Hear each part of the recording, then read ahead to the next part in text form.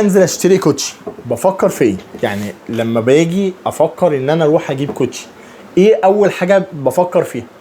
خامه ولا شكل ولا بفكر فيه بالظبط ولا وزن؟ هقول لك تفكر فيه. اول حاجه لما تيجي تنزل تجيب كوتشي، اول حاجه تفكر فيها سنتر مصطفى، ما تفكرش في حاجه تانية. ليه بقى سنتر مصطفى؟ هقول لك ليه. لان في سنتر مصطفى الجنيه معاك بحساب، يعني مش هتحط جنيه على الفاضي، تمام؟ هيديك وزن، هيديك ماتيريال، هيديك شكل، هيديك حاجه موضه تعتبر، تمام؟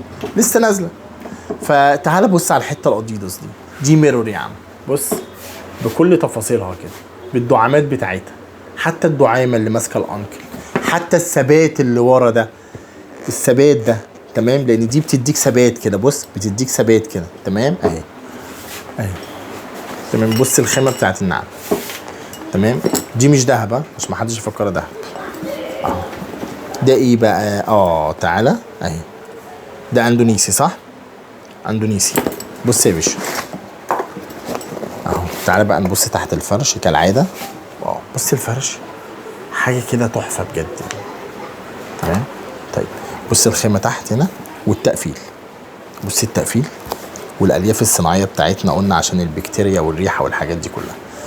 يبقى انت لما تاخد قطعه زي دي من سنتر المصطفى ب 1650 جنيه ميرور بالمواصفات دي هاي كواليتي، تمام؟ يبقى كده انت ايه؟ يبقى كده انت ما رميتش فلوسك على الارض، يبقى كده انت فكرت التفكير السليم، يبقى انت كده فكرت صح، تمام؟